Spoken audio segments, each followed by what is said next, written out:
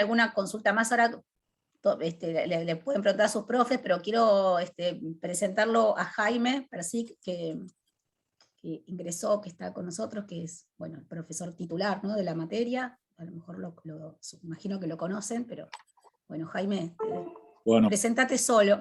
No, sí, gracias. Decí lo que tengas ¿Qué ganas. tal? Gracias. ¿Qué tal? ¿Cómo les va? Buenas tardes. ¿Cómo andan? Bueno, presentados ya todos y todas, ¿no? Bueno, Mónica, Lautaro, Agustina, todos los, Laura.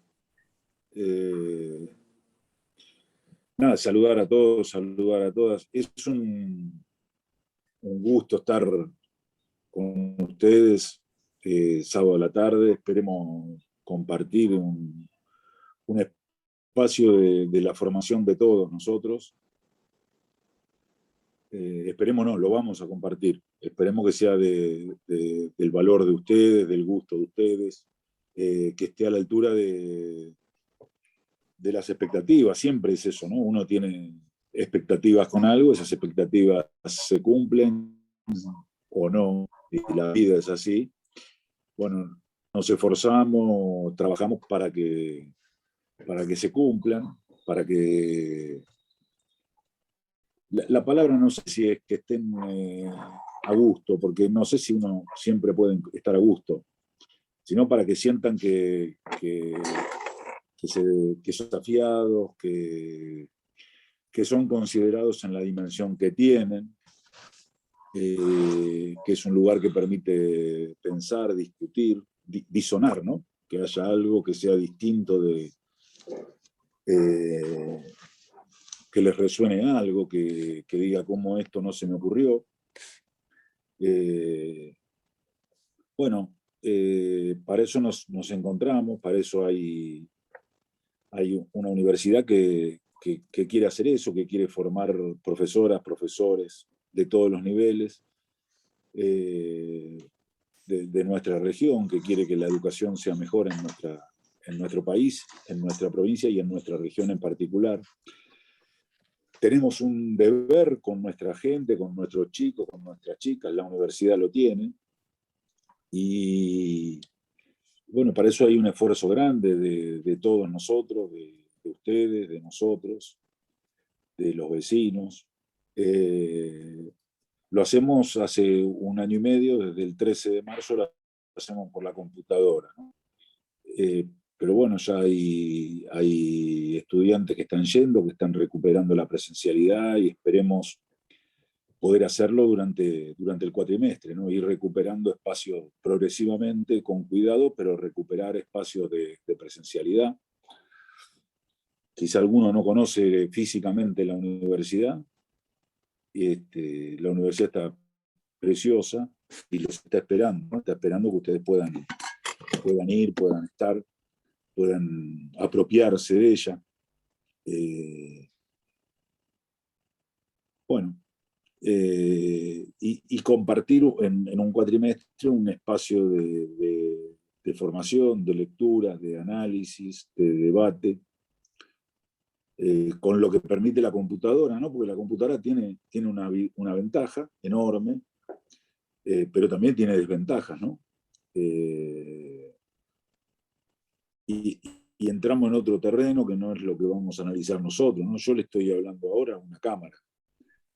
Supongo, porque veo los cuadraditos, que ustedes están del otro lado de la cámara, con procesos tecnológicos que yo no podía descubrir, ni describir, ni analizar, pero me hacen así, y todos suponemos que del otro lado hay alguien, y ustedes suponen que yo también soy alguien, y le damos entidad de ser a eso que estamos haciendo. Bueno, eso es un problema ya filosófico, que no me voy a meter, porque si no me tengo que ir en este momento, ¿no? Yo supongo que yo hablo, que lo que yo digo, que en este momento estoy diciendo lo que yo digo, y ustedes escuchan lo que yo digo, y digo lo que yo digo, y ustedes me hacen así porque escuchan la frase lo que yo digo y suponen que soy yo, que no hay otra cosa que yo. Que hay en el medio un proceso tecnológico, pero que efectiva y realmente transmite lo que dice un ser humano, ¿no?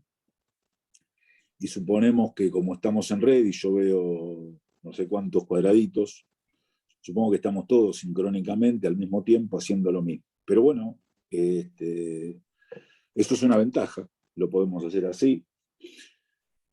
Pero también tiene un valor estar, conocernos, comprobar que lo que uno dice es lo que dice, comprobar que lo que uno se compromete, comprobar que si uno se comprometió a hacer un trabajo efectiva, realmente, físicamente, está ahí.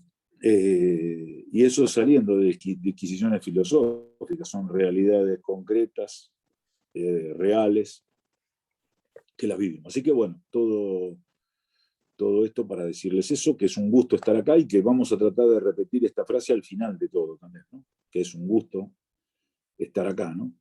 Hacer el esfuerzo para que sea un gusto para todos, ¿no? Para todos, para todas. Son temas que hacen a la formación de un licenciado en educación, ¿no? Es más, hay temas de los que vamos a hablar que hacen a la formación de cualquier profesional, ¿no? El tema del Estado es un tema que hace a cualquier profesión, porque el Estado es una conformación compleja de instituciones, de valores, de leyes, de ideas, que hace a nuestra subjetividad, hace a que nos conformemos como lo que somos, ¿no?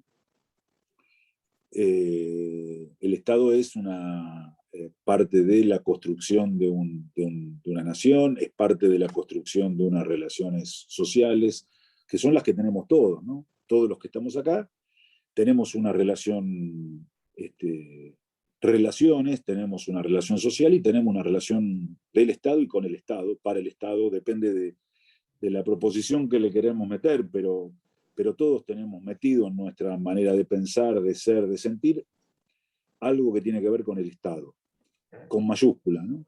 El Estado con mayúscula. No es un estado de cosas, no es estado líquido, sólido, gaseoso, sino que el Estado es con mayúscula y refleja un montón de cosas, de las cuales todos somos parte, estamos todos construidos, constituidos con un estado particular. Además vivimos en un estado con minúscula, en un estado particular de cosas.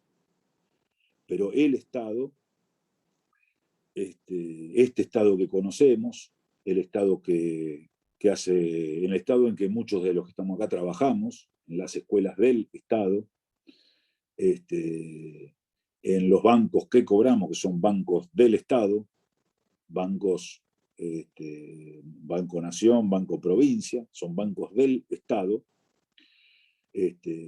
con los billetes que pagamos, son billetes del Estado, es la moneda de la Argentina que imprime el Estado argentino, las vacunas que nos damos o no nos damos, o nos damos, son vacunas que provee el Estado, las leyes que respetamos, en general, son leyes del Estado, la universidad en la que estamos teniendo clase, en este Zoom, que insisto, el Zoom es privado, lo hizo una empresa que se llama no sé cómo, pero que el producto se llama Zoom, en el caso nuestro, que estamos acá todos con los cuadraditos puestos, lo compró el Estado en una institución del Estado, que es la Universidad Nacional de Hurlingham.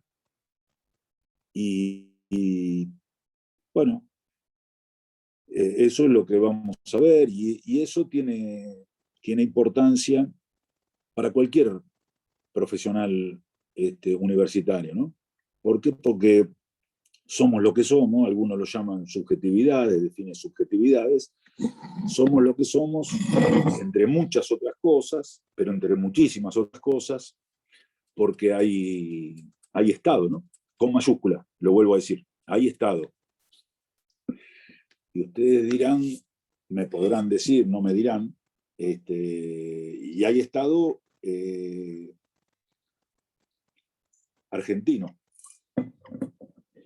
porque hubo otros estados, pero nosotros tenemos vivimos en que tiene los años que tiene, y ahora vamos a hablar un poco de eso. Tiene los años que tiene las particularidades que tiene en Argentina y en América Latina en general, y en Argentina en particularísimo.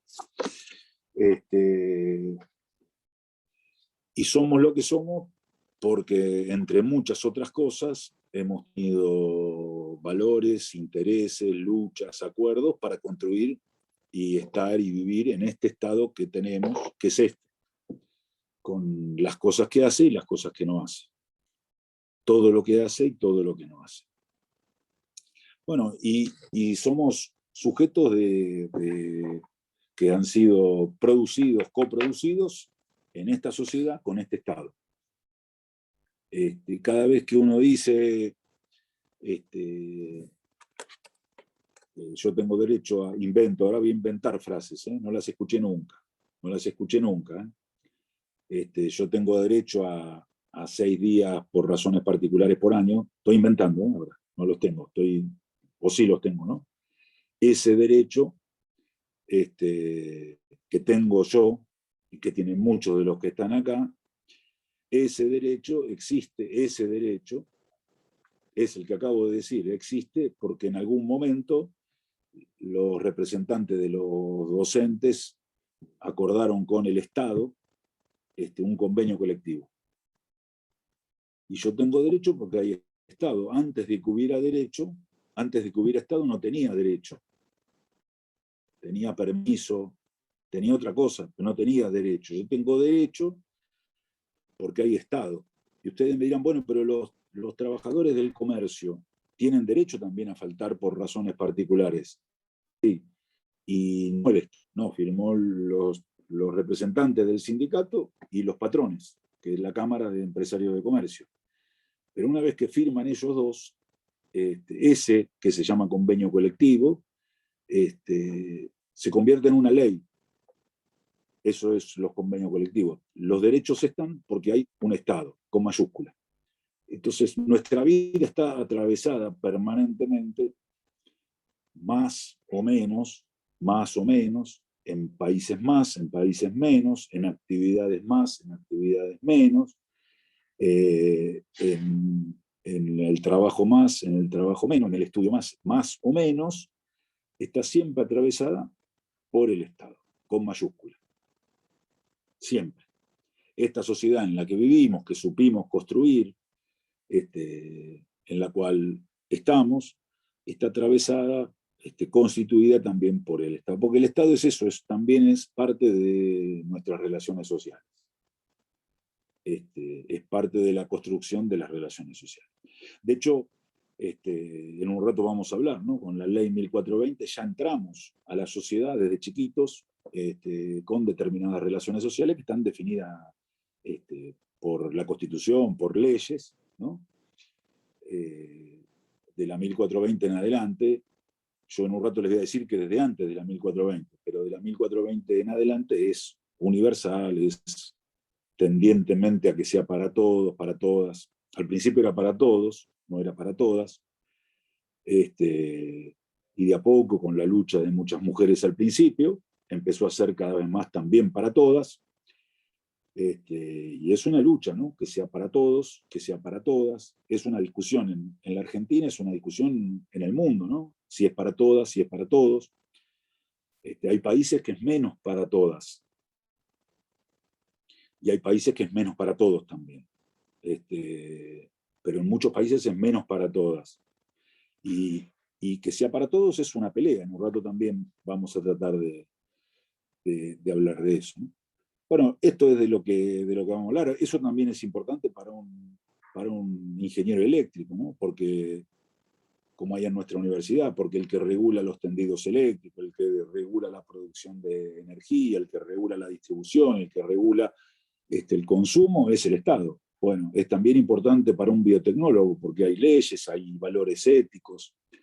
Es importante para un enfermero también, porque hay regulación de la práctica, hay investigación. Es importante para un obstetra, ¿no? Que regula, porque el Estado regula las condiciones de preparto, las condiciones de parto, el nacimiento, el seguimiento de las futuras mamás. Bueno, es importante para todos, pero también es muy importante para nosotros, porque la educación, el sistema educativo, es un tema que en las sociedades modernas y en los estados modernos está fuertemente regulado por el Estado. Fuertemente regulado por el Estado. El Estado es una cosa, miren la frase académica, ¿no? que uso, pero es una cosa, ¿no? Es una construcción, pero es un aparato, es muchas cosas, relativamente reciente. En América Latina, bastante reciente. El Estado tiene una teoría, existió, miren, siempre hubo algo que podemos llamar el Estado. Nosotros vamos a hablar del Estado moderno. Siempre hubo algo parecido al Estado, ¿no? Nosotros vamos a hablar del Estado moderno, que tiene una aparición en Inglaterra a partir de las guerras civiles y con la necesidad de la expansión capitalista, ¿no? Con una primera teoría, el contractualismo, ¿no? Alguno quizá lo vio, Hobbes, Locke, Rousseau, ¿no? Los hombres tenían que establecer un contrato social, son corrientes distintas y dicen cosas distintas, ¿no? Partimos de esto. Algunos dicen, lo digo mal y coloquialmente, pero para que se entienda, algunos de esos teóricos dicen que el hombre es malo por naturaleza, entonces que tiene que haber algo por arriba del hombre, el hombre es el lobo del hombre, tiene que haber algo por arriba que controle los impulsos negativos del hombre. Cuando dicen el hombre, es el hombre y la mujer, ¿eh? Pero ellos hablan del hombre, ¿no? El hombre, el lobo del hombre, y tiene que haber algo por arriba, que es el Estado, que reprima esos impulsos negativos de los hombres, que lo controle, que lo limite, de los hombres y las mujeres, ¿no? Que lo controle, que lo reprime. Y después hay otro, Rousseau, que dice lo contrario, el hombre es bueno, el hombre y la mujer. Él habla del hombre. El hombre es bueno y el que lo convierte en malo es la sociedad, ¿no? El hombre es inocente, es bueno, bondadoso, la mujer, cada vez que digo el hombre es la mujer también, ¿eh? Pero ellos hablan del hombre. Bueno, y ahí surgen esas primeras ideas del Estado moderno, que tiene estas características. Roma, que fue un imperio enorme, que duró muchísimos años, fue un imperio, fue un reino, fue una república y un imperio después, que se dividió en dos, que estuvo vigente desde el 750 a.C. y el Imperio Romano de Oriente hasta el 1500, 1400 y pico. Bueno, todos esos años tenía un Estado. No era el Estado, no es como nosotros conocemos el Estado, pero hacía calles, rutas, comerciaba, cobraba impuestos, regulaba la herencia, tenía ejércitos. O sea, esas no son las características exclusivas del Estado moderno. Había otros estados antes. Hacía obra pública, cloacas, aguas termales, pero era otro Estado, no era el Estado moderno. Bueno, eso existía. Bueno, ahora el capitalismo necesitó construir otro Estado, que es del que nosotros hacemos mención, que tiene estas características. Bueno, ese Estado que empezó a regir y que surge con una monarquía parlamentaria en Inglaterra, tenía determinadas particularidades. Eso se hacía, eso se construía, eso se desarrollaba prácticamente y teóricamente, porque estos hombres escribían al mismo tiempo que lo hacían, y lo hacían al mismo tiempo que lo escribían, ¿no? Estos hombres escribían estos libros, ¿no? El Leviatán, escribían esas cosas, mientras el mundo, el centro de Europa hacía esto. Y hacía esto mientras en América éramos colonizados, ¿no? Nosotros éramos parte de eso en una relación particular, que éramos colonias de ellos, ¿no? Éramos conquistados, lo cual produjo un continente que tiene características particulares, relaciones particulares. ¿Relaciones particulares entre quién? Entre sus habitantes, entre sus pueblos, entre los distintos pueblos, entre los distintos orígenes que tienen esos pueblos. En un rato vamos a volver a hablar de esto, pero en el caso de nuestro país, cuando digo distintos orígenes, están esos pueblos originarios que preexistían a la colonización, están aquellos que vinieron antes, mientras éramos colonia, y algunos se mantuvieron y otros se mezclaron, y eran criollos, y están otros que vinieron después de que la Argentina se constituyó como un país que constituyó una nación, y que para gobernar esa nación, y en esa nación construyó un Estado nacional, y vinieron otros. Bueno, estuvo todo mezclado, y eso generó condiciones particulares que deviene en esto que hoy estamos mirando los cuadraditos en la pantalla, y somos esto que somos.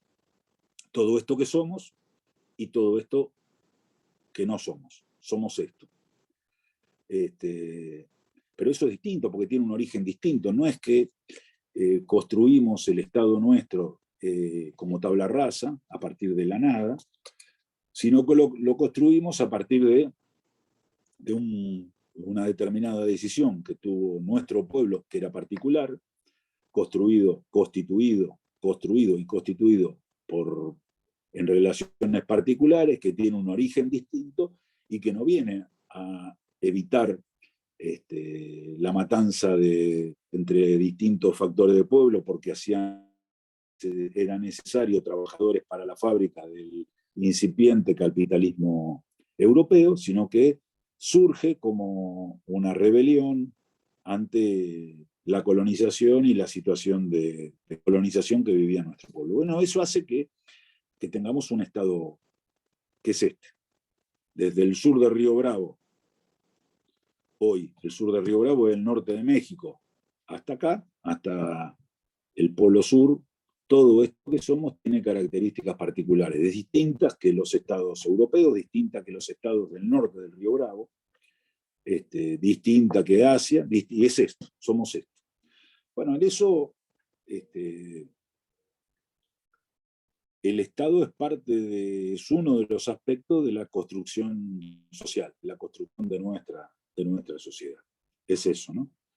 Es la construcción de un instrumento político que articula lo que algunos autores, fundamentalmente Max Weber, llama la dominación de la sociedad, ¿no?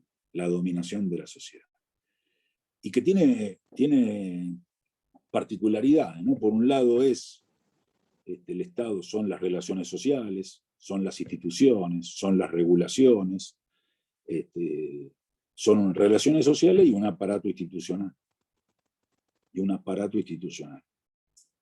Que en un rato vamos a hablar de eso, porque cuando hablemos de la 1420 se mete con las dos cosas, ¿no? Con las relaciones sociales y con el aparato institucional. Ustedes me dirán, ¿por las relaciones sociales por qué? Y bueno, porque dice la escuela, dice cómo, dice la primaria, dice lo que hay que hacer, dice las clases diarias serán alternadas con ejercicios, juegos y canto, dice cómo son las relaciones sociales, eso dice la 1420. Y al mismo tiempo crea una red de escuelas, crea un aparato institucional que fue modelo en América Latina y que hoy sigue siendo modelo, ¿no? Con todos los problemas que tiene, sigue siendo modelo, ¿no? Crea esas dos cosas, la 1420. Y cuando veamos también hoy, si nos queda un ratito, la ley Lainez, van a ver que distorsiona la ley, pero la profundiza. ¿Profundiza qué? Profundiza las relaciones sociales. ¿Por qué? Porque dice hay que ir a la escuela, hay que ir a la escuela, hay que ir a la escuela, hay que hacer más escuelas, y al mismo tiempo profundiza el aparato institucional metiendo al Estado Nacional en algo que hasta 1905 estaba vedado. Bueno, ese Estado que se crea, que tiene capacidades materiales y tiene capacidades simbólicas. Capacidades materiales porque el Estado es el que tiene la capacidad. Capacidad es una palabra que hay que comprenderla, ¿no? Es capaz, tiene capacidades, es capaz. Y muchas veces la discusión es cuál es la capacidad del Estado, pero es capaz el Estado, tiene la capacidad. Tiene capacidades materiales y tiene capacidades simbólicas. Capacidades... Esperen un cachito que enchufo la computadora.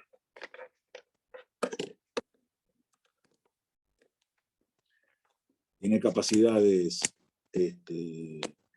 materiales, y ustedes me dirán, ¿de dónde tiene capacidades materiales? Miren, tiene capacidades materiales porque cobra impuestos. Por ejemplo, les saca algunos. ¿A quién algunos? Bueno, a muchos, a pocos. Si alguno quiere, después puede comentar, ¿no? Pero cada vez que nosotros le decimos a nuestra hija, comprar 2 litros de leche, el 10,5% de lo que le cobran del litro de leche va al Estado. 2 litros de leche, el 10,5% va al Estado. El aporte a las grandes fortunas del año pasado, o de ya no me acuerdo, de este año, ¿no? Del año pasado, es sacarle a alguien. Tiene la capacidad de hacer eso. Y tiene la capacidad de gastarlo en otra cosa. Entonces dice, bueno, saco de esto y gasto en esto. Tiene capacidad de asignar y reasignar. Y eso que yo lo digo generalmente, después se produce distinto en cada provincia, porque eso yo hablé del nacional, pero la Argentina tiene estados nacionales y tiene estados provinciales en su constitución. Y en la realidad no están en la constitución, pero tiene municipios también, que en otros países están en la constitución. En Argentina los municipios no están regulados ahí en la constitución, no están incorporados el tercer nivel de gobierno. Bueno, tiene capacidades materiales, pero tiene capacidades también de generar identidades, capacidades simbólicas, ¿no? Es decir, bueno, construir un país, una identidad nacional.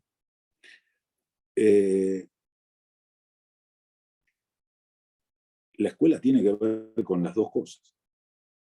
Volvamos, yo anticipo lo que en un ratito vamos a decir, ¿no? La escuela tiene que ver con eso, con la propiedad de generar, de redistribuir materialmente y también de generar propiedades simbólicas, identidades, o las dicen lealtades, ¿no?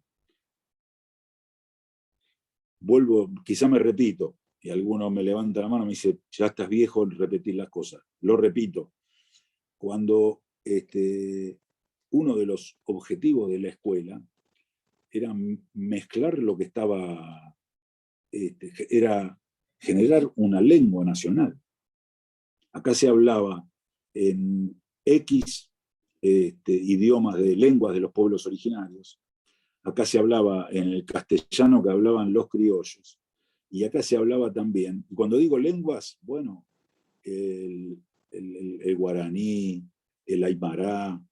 Vuelvo para que algunos me dirán, bueno, no, está loco. No. Cuando Castelli en 1809, el 25 de mayo del 9, declara la independencia en el Alto Perú, en Chuquisaca creo que es, eso se hace en castellano y en aymara. Y cuando en 1816, si ustedes leen la Declaración de la Independencia, se la declara, se manda a hacer copias en la lengua de los pueblos originarios, en castellano y en la lengua de los pueblos originarios. Todo eso se hablaba acá.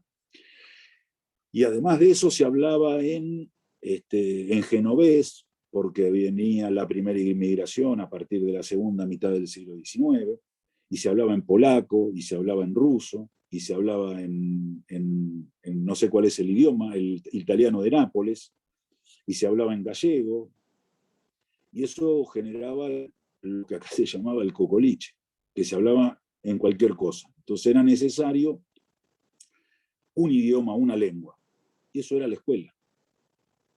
En la escuela había que hablar castellano, y por eso había que ir a aprender las letras y los números. Y acá, los más jovencitos de acá deben tener bisabuelos, que fueron, sobre todo mujeres, que fueron hasta tercer grado primaria. Y eso estaba bien, y eso te permitía incorporarte a la sociedad porque hablabas la lengua de este país, que era esa. Un pueblo, una nación, era un pueblo y una lengua. Bueno, el objetivo de la escuela era ese. Ahora, el otro objetivo, que también en un ratito les leo, era retribuir, era asignar recursos. Las escuelas tienen un costo. Entonces, si el Estado hace escuelas en Jujuy, lo que está haciendo es sacando plata a un lado y mandándola a Jujuy. En muchos momentos eso no lo hizo el Estado. Miren, ¿se acuerdan el legado de Belgrano? Belgrano murió en 1820. ¿Se acuerdan el legado de Belgrano? Las escuelas ¿no? Eso lo hacían los privados. No tuvo la Argentina, él dijo, mi sueldo no me lo paguen, que sea para construir las escuelas allá en el NEA, ¿no? En el NOA, perdón, en el NOA. Se tardaron casi un siglo en construirse esas escuelas. Bueno, porque no había recursos. Su plata, que era su sueldo, por haber sido, bueno, un grande, ¿no? Pero por haber sido general, un tipo que estudió Derecho fue general, pero fue general, por haber hecho el sacrificio que hizo con su vida, lo destinó a hacer escuelas. ¿Por qué? Bueno, porque el Estado saca de un lado y pone el otro. Bueno, eso se hacía, eso lo hizo con esos aportes. Eso es. Entonces el sistema educativo es claramente parte de la construcción de un Estado. No, las escuelas, acá pregunta alguien, las escuelas son en Salta, Jujuy y Tucumán. Bueno, propiedades y propiedades del Estado, capacidades materiales y simbólicas, ¿no? Simbólicas no se pueden tocar, ¿no? No se pueden tocar, pero son muy fuertes, ¿no? Eso. De hecho, el valor que tiene que hoy todos podamos hablar en esta lengua, hay países que no tienen una sola lengua. Nuestro país tiene una sola lengua a partir de determinadas relaciones que estableció el Estado con su pueblo. Y a partir fundamentalmente de... No lo hizo por las buenas, lo hizo por las malas. En un rato vamos a hablar de esto, ¿no? Lo hizo con la guerra del Paraguay, lo hizo con la campaña del desierto, lo hizo con la guerra de policía, no lo hizo por las buenas.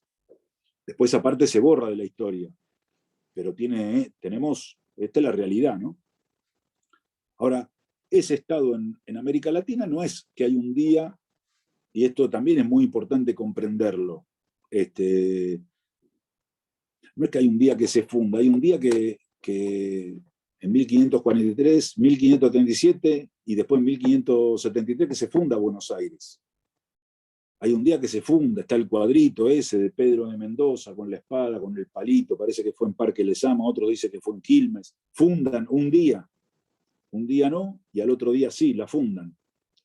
El 1 de enero de 1905 se funda el Club Atlético Independiente, el club más importante de la Argentina. Se funda, hay un día que se funda. El día anterior no está, hay un día que está. El Estado no funciona así. No hay un día que el Estado se crea, no hay un día no es el día de creación del Estado. El Estado es un proceso gradual de construcción. Esto es importantísimo verlo, decirlo. De nuevo, hay un día que hay cosas que hay un día que están, y al otro día, el día anterior no estaban.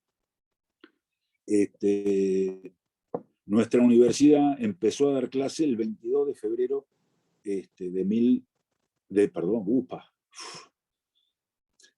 2016. El 21 de febrero no había clases. La primera clase se dio el 22 de febrero de 2016. Hay cosas que son así. Un día antes no estaban y al otro día están.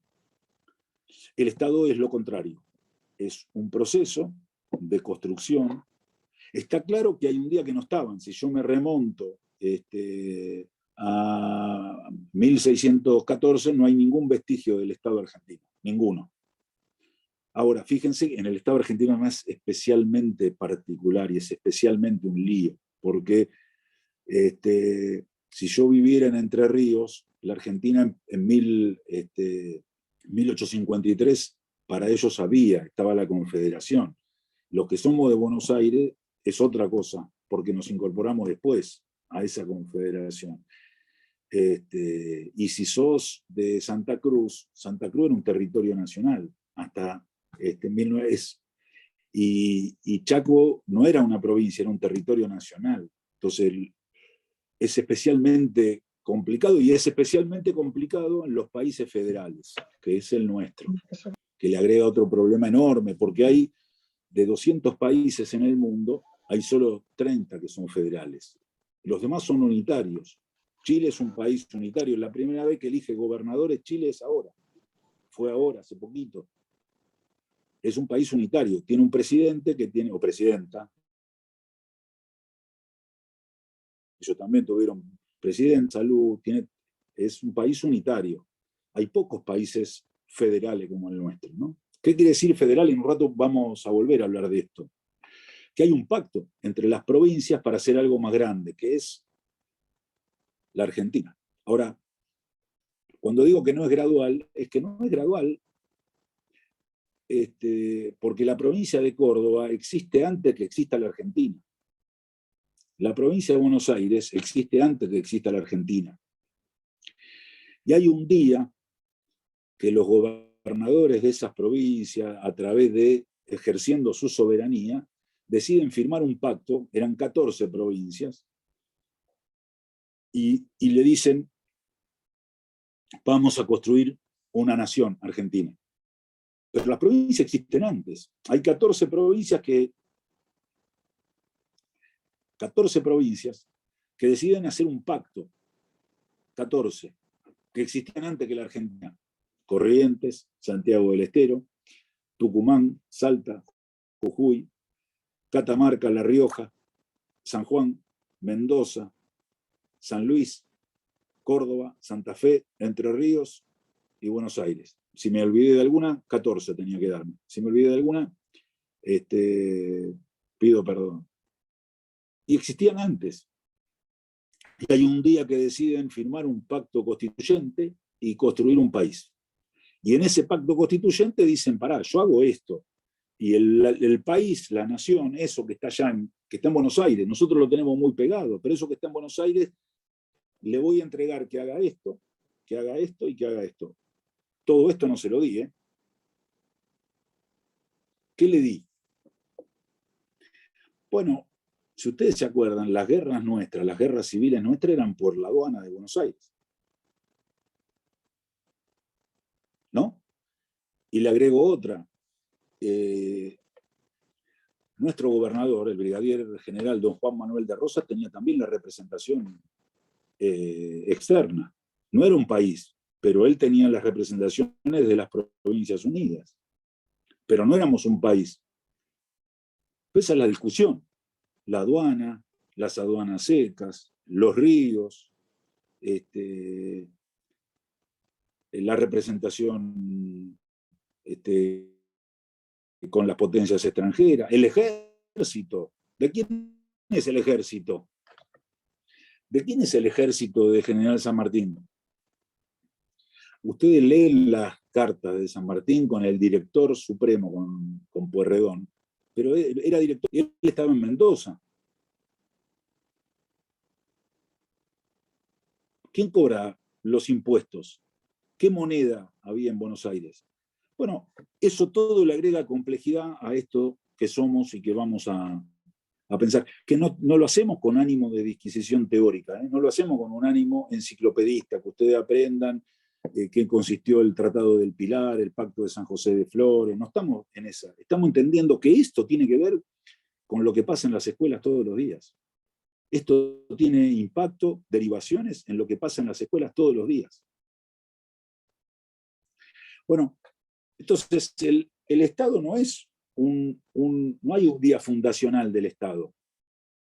Es un proceso gradual de construcción del Estado, con mayúscula. ¿No? Es un proceso gradual de construcción. Son relaciones sociales, es la capacidad de distribuir, de redistribuir, de asignar recursos, son las propiedades materiales y simbólicas de generar valores, identidades, lealtades. Tiene que ver con la posibilidad, porque ese proceso de construcción de los estados nacionales en América Latina y en Argentina en particular, tiene que ver con la incorporación de nuestro país a la División Internacional del Trabajo, a un mercado mundial que se iba construyendo. Y entonces, lo que tiene que aparecer es, tiene que haber las condiciones materiales para la creación de un mercado nacional, ¿no? Es el presupuesto para la constitución de un Estado, ¿no? Tiene que estar como preexistente para la constitución de un Estado, ¿no? Con mayúscula, Estado con mayúscula. Bueno, ese mercado tenía manufacturas en el interior, tenía mercado interno, tenía ya incipientes exportaciones. Ese mercado en el siglo XIX, que nosotros fuimos Provincias Unidas de Río de la Plata y Uruguay éramos nosotros éramos Uruguay, nosotros éramos Paraguay, nosotros éramos Bolivia, Bolivia éramos nosotros. No estoy teniendo cuando lo digo, lo pido, quizá me sale mal, no es con ánimo imperialista, no estoy diciendo nosotros éramos todo esto y nos lo afanaron, no estoy diciendo eso, digo, todo eso era junto. Todo eso era junto. Tenía industria siderúrgica y eso tenía manufacturas en Santiago del Estero, en Tucumán, eso tenía alimento, la provincia de Buenos Aires exportaba charqui. Bueno, todo eso era la condición de presupuesto para que hubiera un Estado, ¿no? Un Estado. Ollack dice que, traduce una palabra inglesa, pero dice estatidad, ¿no? ¿Qué características, qué capacidades tiene que tener un Estado para que nosotros digamos eso es Estado, ¿no? ¿Se entiende? Porque vuelvo a lo mismo.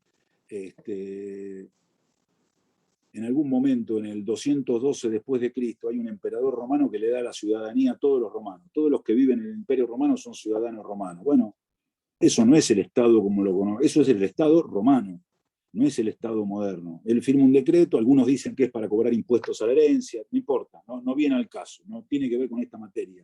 Pero eso no es lo que nosotros entendemos por Estado. ¿Qué características tiene que tener? Y él lo llama estatidad, ¿no? Estatidad. Una es la capacidad de externalizar su poder, ¿no? Y eso requiere una identidad soberana, en relación con determinados intereses, y eso se da en un territorio, ¿no? Bueno, la Argentina tiene eso, bueno, sí lo tiene. ¿Lo tiene con conflictos? Sí, lo tuvo hasta el año, en 1978 teníamos conflicto con Chile, tuvimos conflictos con hipótesis de conflicto hasta bien entrado el siglo XIX, yo diría hasta fin del siglo, de bien entrado el siglo XX, hipótesis de conflicto con Brasil. Chile y Perú tuvieron guerras en el siglo XX. Perú y Paraguay y Bolivia. Ecuador y Colombia. Ecuador y Perú, perdón. Bueno, hay una identidad soberana y la capacidad de externalizar su poder, que también es algo que después, que antes dice Max Weber, ¿no? El monopolio de la fuerza legítima, ¿no? Que tiene que ver con las relaciones externas, pero también con las relaciones internas.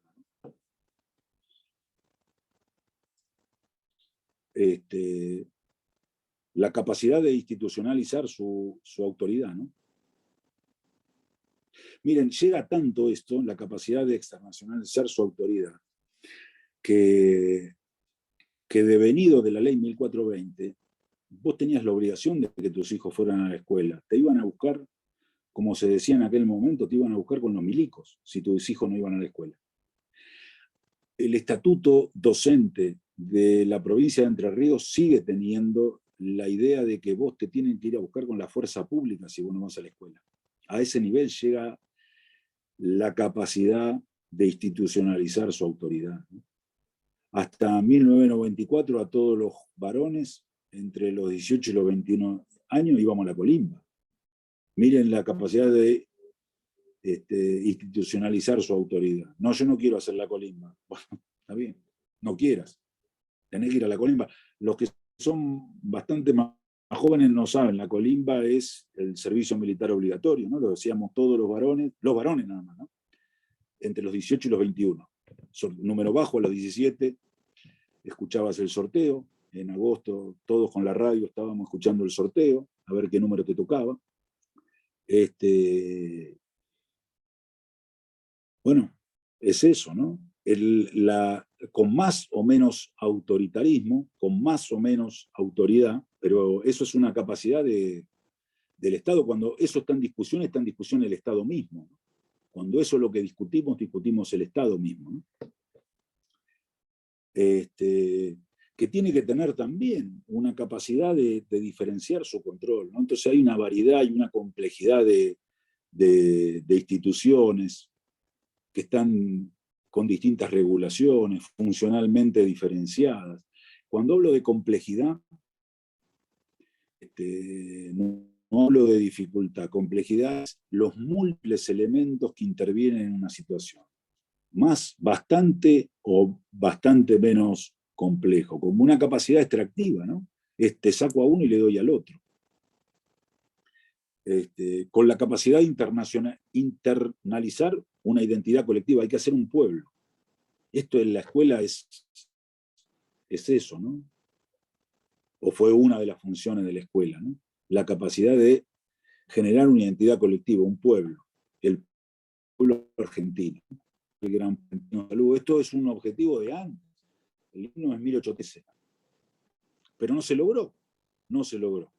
Unitarios y federales, ¿no? No se logró. Independiente Racing, no se logró. Hasta no se logró eso. No hay una identidad. Bueno, la identidad sí.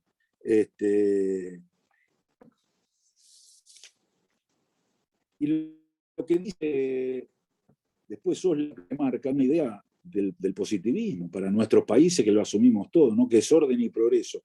Ahora en un rato volvemos con esto, pero si ustedes miran la bandera de Brasil,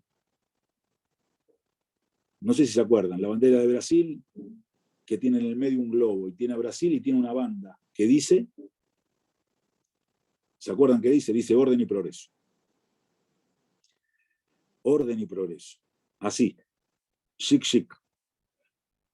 Bueno, para ese mercado y para esos países que venían surgiendo, que era la realidad nuestra de América Latina, tres modelos de ese mercado, ¿no? De ese presupuesto que tenía que tener, ¿no? Tres modelos.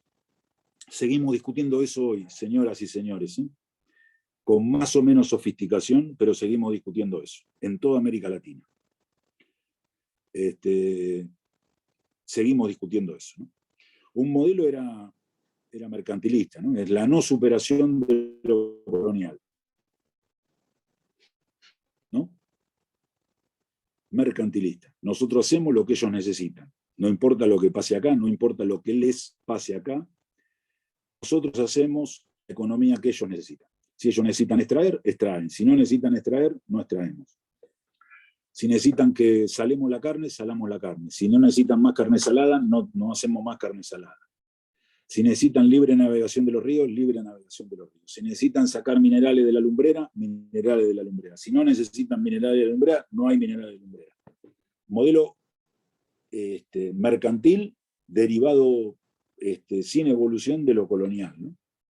Puede estar derivado en sofisticación, no en las ideas. El segundo, definido en la intervención del Estado, es el liberalismo, ¿no? Es una inserción de nuestro país acríticamente en la división internacional del trabajo que te someten otros, que tienen intereses, porque los otros también hacen esto que estamos diciendo, ¿no? El Estado interviene para algo. Y un tercer modelo en toda América Latina, intervencionista, ¿no? El Estado tiene que intervenir. Que esto, antes que surja en Argentina, surgió en Paraguay. ¿Por qué? Bueno, porque ellos decidieron cerrarse, defender su mercado interno, pero tenían Altos Hornos, ellos producían acero, tenían ferrocarriles, tenían manufacturas, tenían industria, hasta que aparecimos nosotros, Brasil e Inglaterra, ¿no? Pero en un rato volvemos con eso. Una sociedad con mucha más desarrollo, con industria, con una intervención muy fuerte del Estado, ¿no? Proteccionista. Bueno, eso no era lo que la División Internacional del Trabajo demandaba de un país de América del Sur. Demandaba otra cosa. Y entonces lo que hubo es una guerra de tres países, Argentina, Uruguay y Brasil, inventada, pero con la idea de destruir eso, ¿no? Porque ese no era el lugar que tenía que tener un país de América Latina, de América del Sur. Entonces, tres modelos de intervención económica del Estado, de ese Estado que se está construyendo, que tiene que tener un mercado previo para poder surgir como Estado, con la complejidad que tiene en América. Vuelvo a decir esto para que entendamos lo que pasa después con la escuela, ¿no? Un actor que se diferencia, nuevo, que es el Estado, que es complejo, muy complejo. El Estado argentino es muy complejo. El Estado argentino tiene ministerios, tiene empresas públicas, tiene participación en empresas privadas, tiene escuelas, tiene universidades, tiene ejército, tiene distintas agencias de fuerzas federales, tiene universidades, tiene medios de comunicación, tiene bancos, tiene agencias de recaudación. Es un Estado complejo y que tiene elementos diferenciados y que no se constituyó con un pasaje automático del Estado colonial al Estado nacional. Hubo guerras acá, hubo discusiones, hubo peleas, y en un rato, cuando veamos la ley 1420, en paralelo que se hace la ley 1420, se crea un banco. Y ustedes me dirán, bueno, se crea un banco. Y bueno, antes no había un banco. ¿Se entiende? No es que se fue, pasamos de ser un país con discusiones, con debates, y progresivamente hicimos un Estado y una nación. Nosotros pasamos de un Estado colonial en el que ciudades se rebelaban al poder colonial. No era una nación, eran ciudades, Buenos Aires, determinadas provincias, se rebelaban al estado de cosas, a la dominación extranjera, y progresivamente, de conflictos, de luchas, de idas, de vueltas, en el medio hubo muchísimas guerras, luchas, discusiones, vidas perdidas, matanzas, masacres, que en un rato vamos a recuperar. Progresivamente se fue construyendo un Estado nacional, con primero Caseros, Cepeda, Pavón, antes de eso, Cepeda I, el Pacto de San José de Flores, el Tratado del Pilar, todo lo que ustedes le quieran meter, constitución en las provincias. Bueno, progresivamente esa generación que logró construir este Estado, que conocemos, que no es el que conocemos, sino que era aquel que construimos para conocer este que conocemos,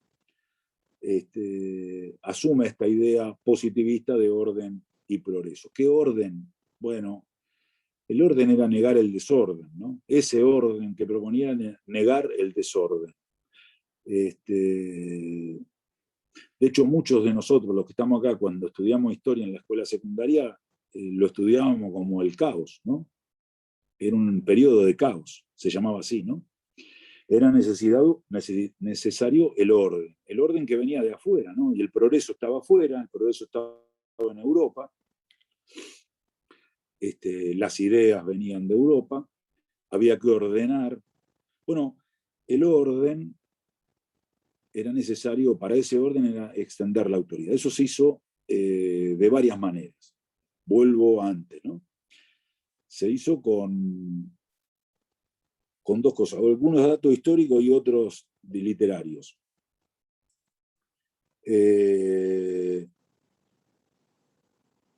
La campaña del desierto,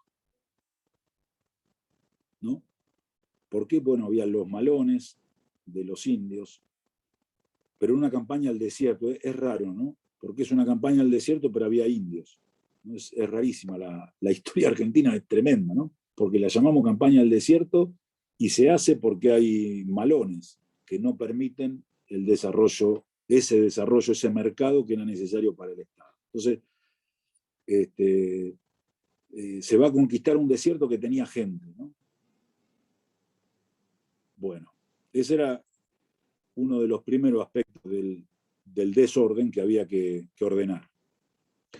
¿Qué pasa con esa campaña? Bueno, esa tierra se reparte entre grandes latifundistas, ¿no? Lo que hace es repartirla entre los milicos y los grandes latifundistas.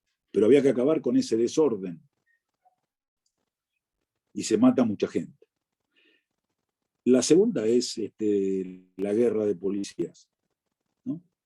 La guerra de policías era la guerra que establecía Buenos Aires para eliminar guerra gobierno de Mitre y Avellaneda, ¿no? De Mitre y Sarmiento, ¿no? Cuando Buenos Aires entra a la Argentina, cuando Buenos Aires se incorpora en el 63, había que acabar con los caudillos federales que no se metían, ¿no? Y eso se llamó guerra de policías, ¿no? Era una guerra que iba de Buenos Aires a eliminar a los gauchos, a los caudillos. Y la tercera es la guerra del Paraguay, ¿no? Un país que tenía un destino propio, un desarrollo autónomo, que tenía un mercado antes, que podía construir un Estado. Bueno, si ustedes leen todo esto, está contado, pero de manera extraordinaria, en el Martín Fierro. El Martín Fierro tiene dos partes, la ida y la vuelta. No sé si se acuerdan, si tenemos algún compañero que es de literatura, pero el Martín Fierro tiene dos partes, la ida y la vuelta. El Martín Fierro tiene los hermanos sean unidos, esa es la ley primera, ¿no? Que te lo dicen tus papás para que no te pelees con tus hermanos, te lo dicen desde chiquito. ¿No? A todos nos lo dijeron. Tiene otra que es extraordinaria, ¿no? Nunca envidies a nadie, nunca es bueno el envidiar. Si a otro ves triunfar, a embromarlo no te metas, cada lechón en su teta es el modo de mamar. Pero tiene otra parte que es extraordinaria, que es que el Martín Fierro en la ida es un gaucho malo, es un gaucho retobado, es un gaucho que no se somete. ¿A quién no se somete? Al Estado. No se somete al orden que quiere imponer el Estado, a ese Estado que le quiere imponer una vida que no es la que quiere tener él. En la ida, el Martín Fierro es un gaucho malo, retobado, prófugo. Y en la vuelta, el Martín Fierro es no se quiere meter al ejército, no quiere ir a la guerra de policía, no quiere ir a matar hermanos. Y en la vuelta, el Martín Fierro es un gaucho sometido. Y es un gaucho que acepta el orden y se va a someter al progreso. ¿No? No quiere ser reclutado, y en la vuelta, el Martín Fierro, que ese es el gran exponente de nuestra literatura nacional, ¿no? El gran exponente de nuestra literatura nacional. Y cuenta esa historia, esto que estamos contando, ¿no? El orden es eso, es eliminar el desorden. El desorden que no comprendía el positivismo, que no comprendía de dónde veníamos y a dónde vamos. Bueno, eso pasó en Argentina, ¿no? Entonces, una conformación de un Estado disputado, que adquiere estas capacidades progresivamente, estas capacidades de estatidad que dice Oblak, una institución sobre un determinado territorio, que es el nuestro, y discutimos hasta el día de hoy, ¿no? Hoy todavía Chile te dice, bueno, toda la Patagonia era nuestra, ustedes la robaron. Nosotros le decimos a Brasil, bueno, si Santa Catarina se llama Santa Catarina porque era española, era del virreinato. Los uruguayos esto, Bolivia, bueno, pero una vez que estableciste un territorio, es una institución sobre un territorio que tiene además el monopolio de la fuerza legítima. Y esto es así. Que es un lugar para la concentración del poder político, ¿no?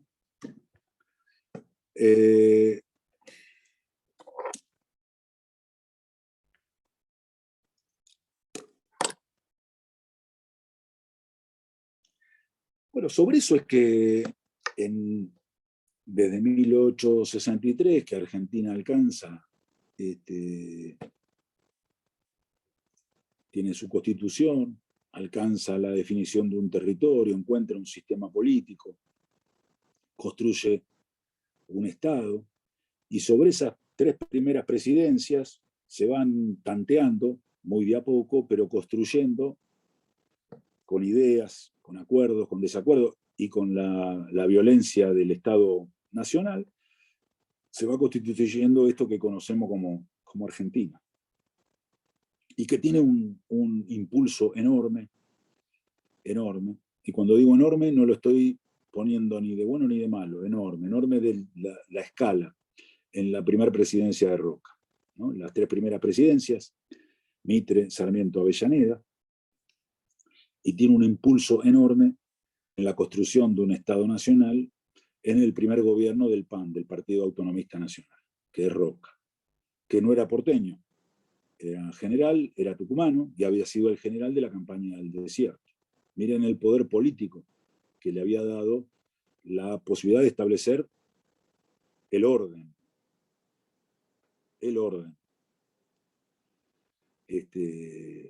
Y el ejercicio de la fuerza legítima. Por eso, cuando después, a principios del siglo XX, aparecen los anarquistas, hay tanta hazaña, ¿no? Los anarquistas violentos, ¿no? Hay tanta hazaña, ¿no? Porque lo que está en discusión es el propio Estado al no permitir compartir el monopolio de la fuerza legítima, ¿no? Bueno, un impulso enorme con Roca, enorme con Roca.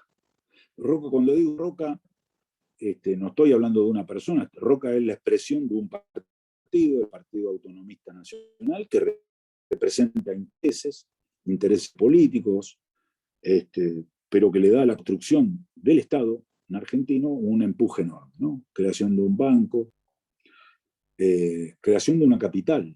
Yo no sé si ustedes se acordaban, hasta ese momento la ciudad de Buenos Aires era parte de la provincia de Buenos Aires. Hay una ley que nacionaliza y hace en la ciudad de Buenos Aires la capital y se la saca a la provincia de Buenos Aires y la establece como territorio nacional. De hecho, hasta 1994, si no me equivoco, el presidente o la presidenta de la Nación designaba al intendente de la ciudad de Buenos Aires. No me acuerdo del año, si es 94, tiene que ser en la reforma constitucional del 94, ¿no? Se la saca a la provincia de Buenos Aires y la hace nacional. Pero hasta ese momento, hasta la primera presidencia de Roca, Buenos Aires, Belgrano, Vicente López, Hurlingham, eran parte de la misma unidad política, que era la provincia de Buenos Aires, que además no llegaba hasta Bahía Blanca, porque ahí estaban los indios. Bueno, crea el ejército. El ejército nacional, ¿no? El ejército nacional. De hecho, muchos también, para que ustedes vean, a los más jóvenes acá les va a aparecer 3 palabras que voy a decir que ni se acuerdan, ni van a preguntar qué es eso, libreta de enrolamiento, pero los bisabuelos de ustedes tenían libreta de enrolamiento y las bisabuelas de ustedes tenían libreta cívica. Libreta de enrolamiento era el documento político y militar. Los varones tenían eso, que era lo que usaban para votar, creo que apareció en 1907, ¿no? Era la libreta que usaban los varones para votar y para enrolarte. ¿Enrolarte en dónde? Bueno, tenía que ir a hacer la colimba, papá. Y cuando describa la libreta cívica, ustedes se me van a reír, era el documento político de las mujeres que no votaban, porque las mujeres votaron recién en el 52. Tenían un documento, apareció creo que en el 7 o en el 10, pero las mujeres no votaban. Y los varones, que apareció en 1907, recién votaron todos los varones en 1916. O sea, ibas a la colimba antes de votar. Vos podías decidir defender a la Argentina, pero no podías elegir cómo era la Argentina. Ibas al ejército, pero no podías votar, ¿no? Un estado de cosas extraordinarias, ¿no?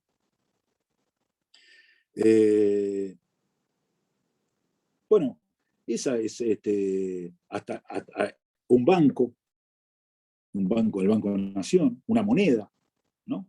Una moneda. Bueno, más o menos tenemos una moneda, pero en ese momento se creó, ¿no? Se creó una moneda. Y se crea, y lo dejo un ratito en suspenso, y se crea un sistema educativo. Miren la escala que tiene eso, ¿no? Se crea un sistema educativo. La ley 1420, 1884. Y yo digo, miren la escala que tiene eso, porque la Argentina tenía escuelas antes de esto, ¿no? Tenía escuelas. tenía un montón de escuelas. Tenía escuelas, la provincia de Santa Fe, pionera en educación, en 1820. Miren de lo que voy a hablar, ¿eh?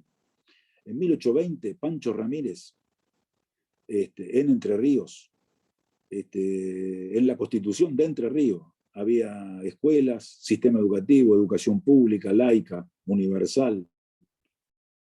Entre Ríos, 1820. Ahora estoy hablando de 1884, ¿no? En la colonia, no en la colonia, no, en la provincia de Córdoba, Bustos, el Cabildo de Córdoba tenía escuelas, el Cabildo de Santa Fe tenía escuelas.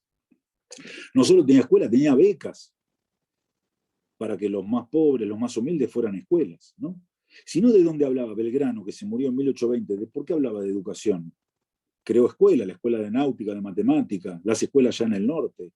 En 1821, el gobernador de nuestra provincia, de la provincia de Buenos Aires, Martín Rodríguez, crea la Universidad de Buenos Aires.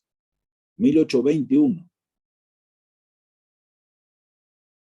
1821. Laica.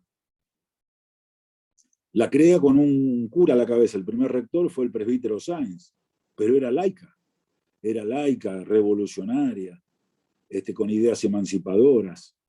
¿Cuál es la diferencia? Bueno, que esa ley crea un sistema argentino, una red de escuelas argentinas. En un ratito volvemos con eso. Pero ¿esto por qué es posible? Bueno, porque hay una serie de cosas que no solo pasaban en Argentina. Por un lado, la construcción de un Estado en un territorio, un mercado, capacidades estatales, monopolio de la fuerza legítima, la capacidad de imponer autoridad, la capacidad de extraer y asignar, la capacidad de generar identidades, lealtades, la capacidad de ejercicio de la autoridad.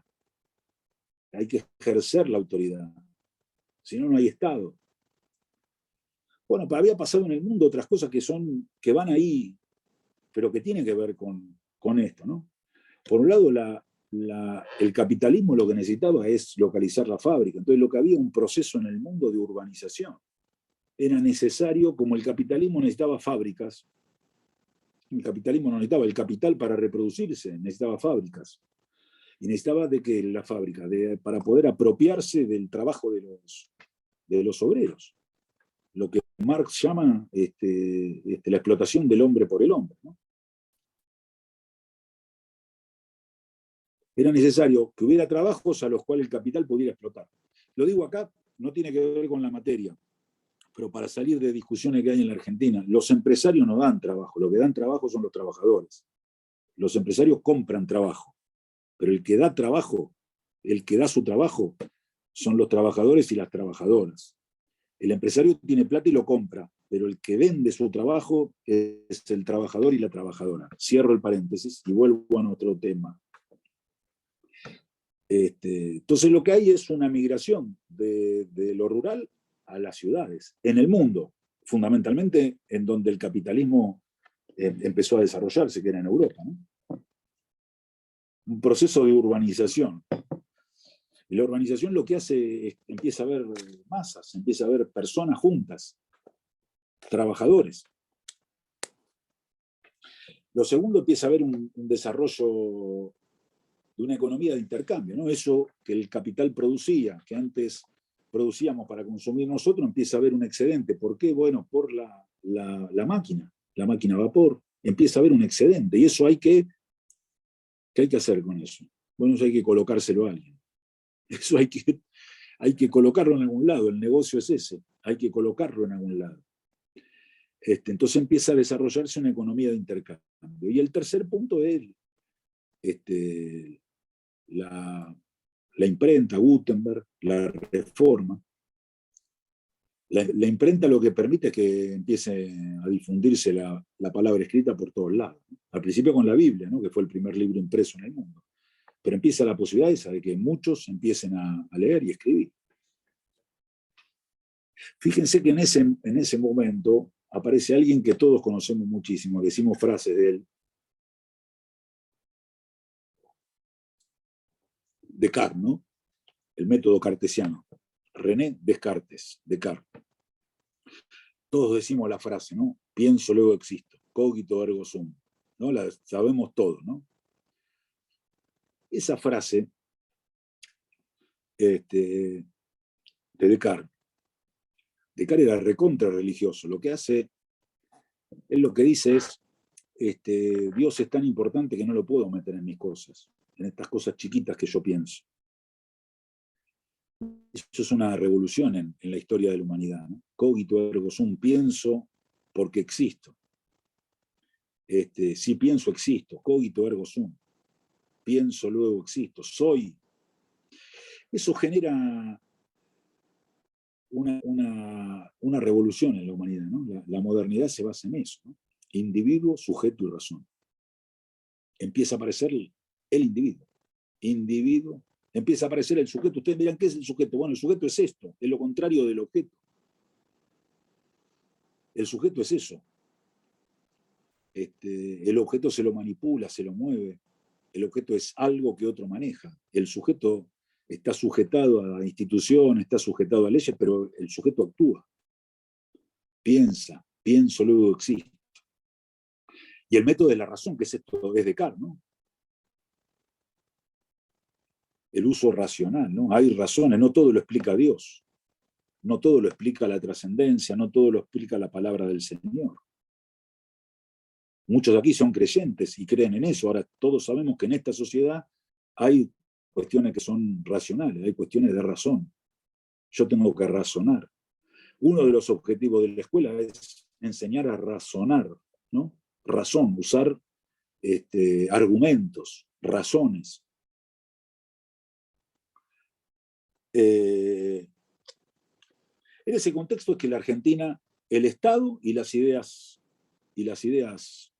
que empiezan a expandirse por todo el mundo, ¿no? Las ideas son revolucionarias, porque son las ideas que expresan la nueva burguesía, ¿no? Que hace la Revolución Francesa, que después pierde, pero que son las ideas que triunfan en el mundo, son las ideas individuo, sujeto y razón. Con esto marchamos desde aquel momento hasta hoy, ¿no? Individuo, sujeto y razón. Bueno, en ese contexto, la Argentina crea un sistema educativo. Eso se hace una ley, la ley 1420, 1884, antes sí, la Argentina tiene antecedentes riquísimos. De hecho, vuelvo, ¿no? A uno de los patriotas de nuestro país, se ocupó de temas educativos como se ocuparon poco, y se ocupó de temas educativos que hasta el día de hoy parecen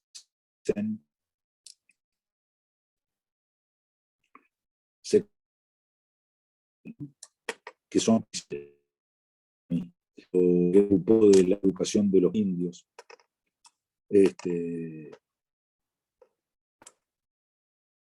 Bueno, antecedentes, ya les dije un montón. En Argentina se recibieron los antes de que hubiera sistema. Cuba egresó a sus primeros ingenieros, si no me equivoco, en 1870. Son los que trabajaron después de la epidemia de cólera y de fiebre amarilla, antes de que hubiera sistema educativo. Bueno, el 1420, ¿qué hace? Crea una red de escuelas. Ese es un sistema educativo, una red de escuelas, que la Argentina le definió temas en esa red de escuelas, matemática, lengua, y dice textual: las clases diarias serán alternadas con ejercicios de juego y canto. Define temas. Es una ley muy cortita. Centralmente, ¿de quién depende eso? De cada provincia. Es una red de escuelas que depende de cada provincia. ¿Por qué? Porque las provincias, 14 provincias deciden hacer este país, pero las provincias le dicen: las escuelas son mías, no te las doy a vos. La educación es una potestad de los gobiernos provinciales. Ustedes dirán, bueno, pero eso es una locura, ¿no? Otro dirá, está bien.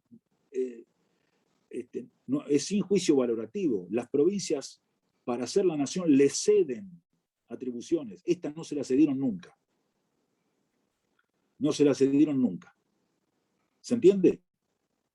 Nunca le dijeron a la nación, te tenés que ocupar de las escuelas. Los gobernadores de aquel momento, y sus pueblos, porque los gobernadores expresaban el poder de la soberanía de su pueblo, no le entregaron nunca a la nación el sistema educativo. Nunca. ¿Le entregaron el ejército? Sí. ¿Le entregaron la moneda? Sí. ¿Le entregaron las representaciones exteriores? Sí. ¿Le entregaron determinados aspectos de la seguridad nacional? Sí. ¿Le entregaron las escuelas? Nunca. Bueno, esa es la ley 1420, y que dice que es universal, que es para todos, que es libre. Y es una discusión, porque hay una confusión con esto, nunca dice que es laica. No está expresado en ningún renglón de la ley 1420, que si yo lo preguntaba antes, ustedes me hubieran dicho laica y libre y universal. Laica no dice nunca. La palabra laica no está. Y es una discusión, porque en otro artículo, la ley 1420, dice que los maestros no estamos obligados a dar clases de religión. Entonces dirían, bueno, dice que es laica, papá. Ustedes miran, dice que es laica. Bueno, en ese artículo dice que las clases de religión las darán los pastores en el otro horario. Entonces, ¿es laica o no es laica? Bueno, es una discusión para que alguno de ustedes haga una maestría con eso. Pero laica no dice. Y en todo caso permite el ingreso de las iglesias, de los pastores. Lo permite limitadamente, por tanto va a favor de lo que se vivía en aquel momento, ¿no? Pero esa es la ley 1420, y lo que generó es una incorporación enorme, progresivamente, una disminución del analfabetismo y una incorporación muy importante de chicos y de chicas a la escuela primaria, que era universal, era para todos, era gratuita. Son aspectos muy valiosos en nuestro país, eso, ¿no? Que algunos siguen estando vigentes hasta hoy. Eso en 1884. Argentina logró la universalización. Universal quiere decir que es para todos, ¿no? Argentina logró la universalización real, real, a principios de la década del 90. 100 años después. Y una universalización muy importante, cercana al 85-86% en la década del 60. O sea, pasaron casi 80 años hasta para que todos los chicos y las chicas fueran a la escuela primaria en Argentina.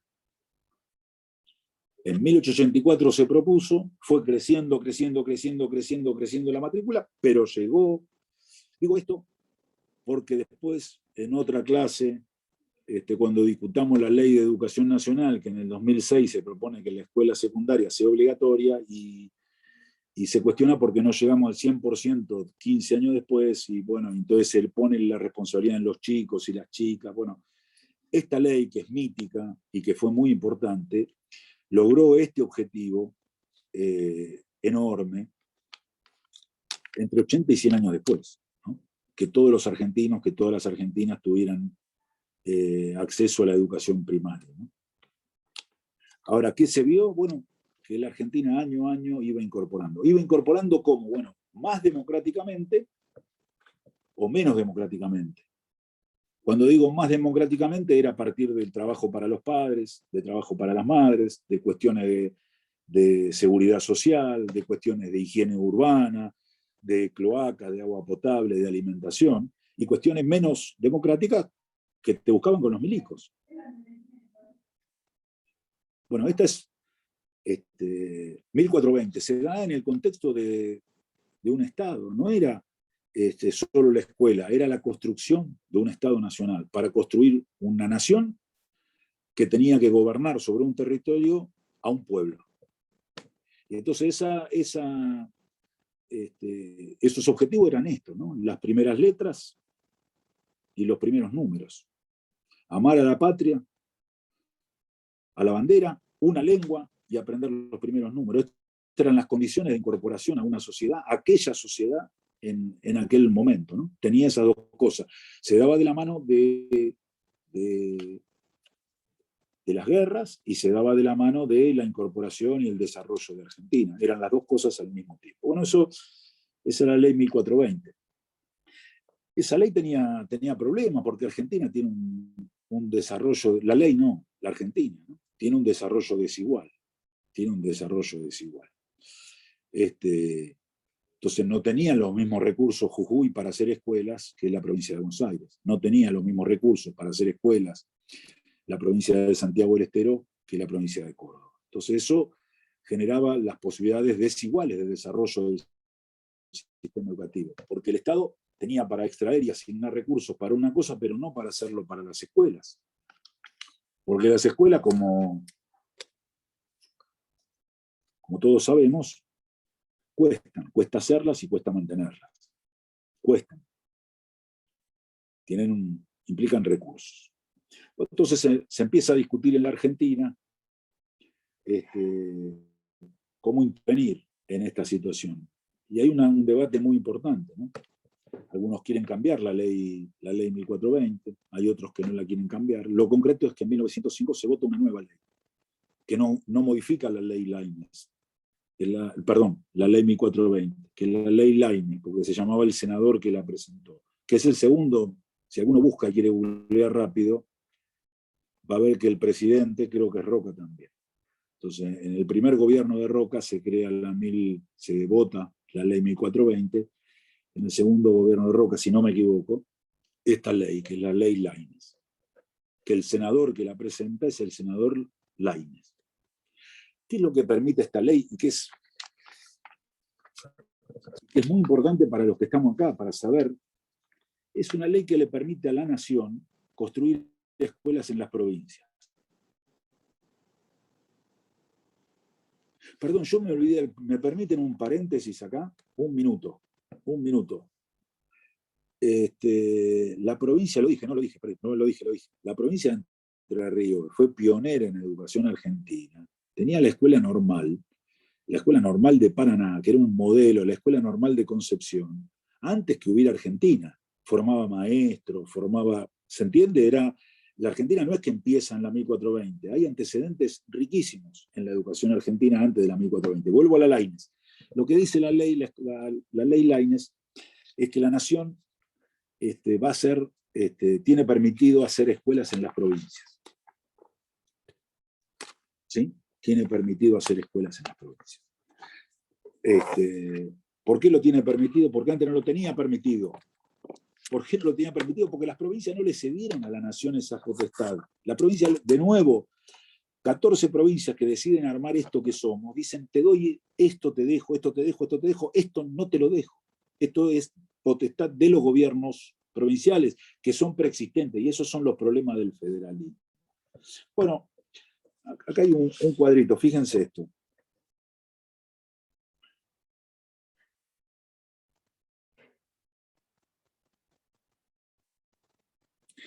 En el año 1910, 4 años después de la ley Laínez, en la provincia de Buenos Aires había 58 escuelas nacionales. Esperen que busco acá cuántas había. Lo había separado acá. Denme un minuto. Acá.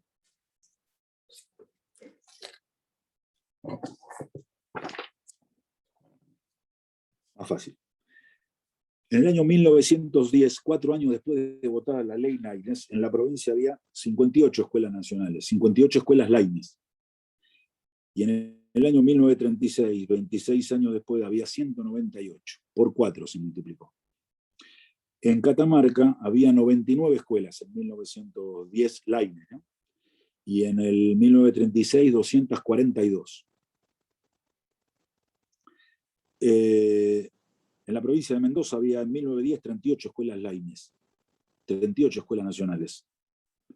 Y en 1936, 145. En La Rioja había 36 escuelas, 206, 26 años después. En la provincia de Tucumán había en 1910 43 escuelas Laínez y en 1936 318. Se multiplicó por 8 el número. ¿Esto qué es? Estos son intervenciones del Estado Nacional en las provincias. Esto es desde Buenos Aires, y si alguno que tiene mi edad se acuerda, en las escuelas nacionales que había en la provincia de Buenos Aires, las escuelas tenían otro formato que las de la provincia. Tenían tesorero. ¿Por qué tenían tesorero? Bueno, porque había que administrar en Mendoza, en Guaymallén, una escuela que la manejaba el ministro de Educación desde Buenos Aires. ¿Cómo hacías para cambiar la lamparita, para comprar las tizas? Bueno, tenía que haber otra estructura administrativa. Tenía que tener otra estructura académica, tenían planes de estudio propio. Vos, si ibas al Dorrego de Morón, tenías un plan de estudios. Y si ibas a otra escuela secundaria, que era de la provincia de Buenos Aires, tenías otro plan de estudios. Y eso fue generando varios sistemas que funcionaban en paralelo.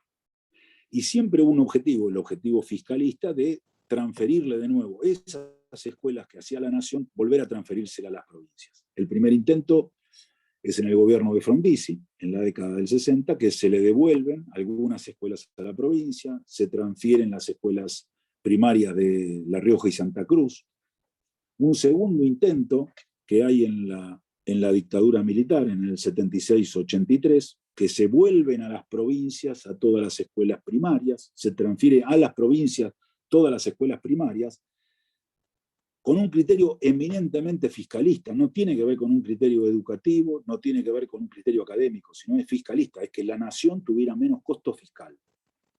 No tiene que ver con una previsión educativa, decir, bueno, el que tiene que educar es el que está más cerca, las escuelas tienen que tener autonomía. Todo eso es un problema discursivo. La realidad es que se vuelven las escuelas a las provincias para que la nación tuviera menos déficit fiscal. No solo vuelven a las provincias, sino que en algunos casos van a los municipios. Mar del Plata, San Antonio de Areco, Tucumán. Y el tercer, y definitivo, la tercera transferencia, es en el año 92, que se hace primero en el presupuesto nacional del 93, no aparecen los servicios educativos, como se llamó en aquel momento, ni los servicios de salud, y después se hace una ley, que se llama Ley de Transferencia de los Servicios Educativos, donde todas las escuelas que son nacionales vuelven a las provincias. Vuelven no, van a las provincias. Sin transferencia de recursos,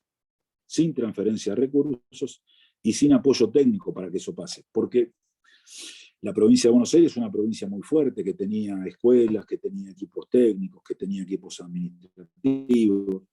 Ahora hay provincias que no tenían eso. Hay provincias, la provincia del NOA, la provincia del NEA, que tenían menos equipos técnicos, tenían menos proporción de escuelas propias que de escuelas nacionales. Eso produjo dos desbarajustes. Un desbarajusto económico, porque las escuelas se transfirieron sin los recursos, y alguno me preguntará, ¿para qué recursos? Bueno, porque los maestros tenemos la mala costumbre de que a fin de mes querés que te paguen. Y eso no vino, ni para los auxiliares, no vino. Vino la escuela y no vino los recursos. Y otro problema eran los recursos pedagógicos. Muchas provincias no tenían los equipos pedagógicos para poder hacer nuevos diseños curriculares, para poder trabajar en unificar lo que pasaba en una escuela y lo que pasaba en la otra. Bueno, estas son las primeras dos grandes leyes que tiene el sistema educativo, que se dan en un contexto, fíjense que no es casualidad, de un Estado nacional que se está construyendo.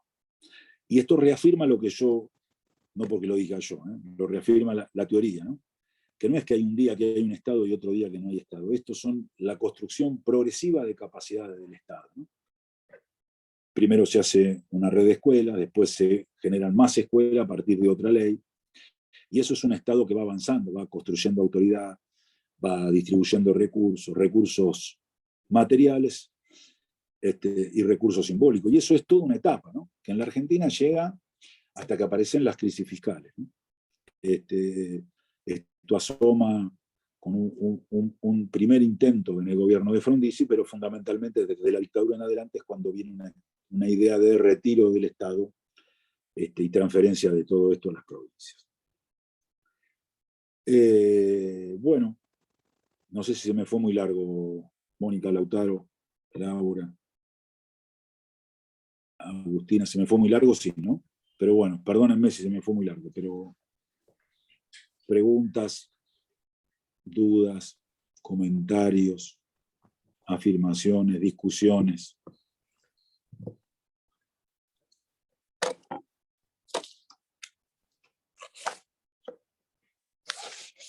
Yo tengo una consulta respecto a esto, todo lo que comentaste. Porque cuando yo estudié más en el profesorado, todo este proceso, ¿no?, de conformación de lo que sería el sistema educativo nacional, que va en paralelo a lo que es la conformación del Estado Nacional Argentino, digamos, había visto también el tema de la formación docente, como que Sarmiento en su presidencia no tenía escuelas, porque no había escuelas nacionales, y lo que hace, como, digamos, como pensando en cómo hacer para incidir, digamos, en esta conformación también del Estado y todo ese proceso, dice, bueno, vamos a formar nosotros los docentes, cuando, digamos, como que la formación docente pasa a estar en manos del Estado Nacional. Es así, digamos, ¿cómo fue que se instrumentó eso? Eso me quedó la duda, porque no lo recuerdo tanto. Son las escuelas normales, es el famoso normalismo, son las escuelas normales que se van creando en cada provincia. O sea, por eso también, esa formación ya la forma también durante la presidencia de Sarmiento. Ahí hay como algo incipiente de protagonismo del Estado Nacional en las provincias a través de las escuelas normales, digamos, es eso. La de Paraná ya estaba hecha, pero digamos, había otras que se hicieron. Paraná en 1860. Antes de entonces que hubiera... no. Okay. No, sí, eso es previo a Sarmiento, es antes de que Mitre fue presidente en el 63, antes de Sarmiento. Las escuelas normales, donde se empiezan a formar los docentes, preexistente ahora Sarmiento empuja eso, y es una discusión que hay hoy también. Digamos, las provincias, ¿cómo se iguala lo que es desigual? Bueno, algunos dicen, bueno, el Estado Nacional, la única manera de intervenir es lo que decís vos, ¿no? La única manera de intervenir es recuperando la formación docente para la nación. Lo único que puede hacer que lo desigual en algún lugar se iguale es que alguien forme de una manera común a todos los docentes. Y esa es esa idea recuperada de aquel momento. Eso yo le llamo la gran Sarmiento. La gran Sarmiento le puse el nombre porque pensaba en esto de que siento que ahora pasa también un poco eso, ¿no? Como que está desmembrado en algún punto, y que justamente lo que hizo Sarmiento muy inteligentemente, sin tener los recursos en algún punto del todo, porque no tenía tantos recursos, porque no había escuelas digamos, lo que hacía era armar, dijo, bueno, forma a los docentes, y de esa manera desde el Estado ya estoy incidiendo en el sistema educativo, ¿no? Fíjate que antes que Sarmiento lo hizo Urquiza. Eso no lo sabía, mira. Interesante. Pero es así. En algún lugar, lo que es desigual, si vos lo querés igualar, hay algún lugar que tenés que entrar para igualarlo. Y hay otro proyecto que capaz que también lo vas a recuperar de eso, es la creación de lo que se llaman los grandes nacionales en las provincias, que también tenía un doble objetivo, ¿no? Tenía por un lado el objetivo de intervenir desde la nación creando escuelas secundarias, que a las provincias les costaba más todavía, porque el primer objetivo es que hubiera escuelas primarias, a las provincias les costaba más, pero de la mano de eso tenía el otro objetivo que tuvo desde el origen la escuela secundaria, que es formar a los dirigentes, las élites, ¿no? Entonces, al mismo tiempo que se crean las primarias, se crea la Nacional de Córdoba, la Nacional de Entre Ríos. Entonces vos tenés en Paraná el Colegio Nacional y el Colegio Normal, que tenía objetivos distintos. El Colegio Nacional, el objetivo era de educación secundaria y formar a las élites, y el Colegio Normal, que era lo que vos comentabas, Nadia, que era la idea del normalismo, ¿no? De formar. Esas escuelas además tienen en la misma escuela, capaz que alguno fue, ¿no? De ustedes. Tenían la misma escuela, tenían una secundaria y una primaria, porque como eran escuelas para formar docentes, tenían adentro mismo la escuela de práctica, ¿no? La escuela experimental.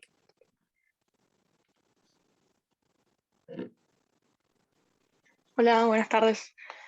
Yo con lo que me quedé pensando y medio como que rosqueando al respecto, es con el tema de qué importancia que tienen a nivel poder las escuelas como para que no fueran entregadas por las provincias. Como esto que estábamos charlando, bueno, te entrego esto, te entrego lo otro, pero la escuela me la quedo yo en tanto a organizarla y mantener cierto control. Nada, esto, como pensar cuánta influencia se puede generar desde la escuela, que es algo que no se entrega con facilidad, por así decirlo. Y que hasta el día de hoy hay diferencias entre escuelas de distintas provincias, porque hay influencias desde la provincia misma a la escuela. Es así. Es así. La pregunta a continuación que yo hago es, ¿por qué habría que entregarlas? Porque hay una cosa porteña de Buenos Aires. ¿Quién dice que nosotros lo hacemos mejor que los otros? Bueno, lo concreto y el dato histórico es que no, en el pacto constituyente eso no aparece.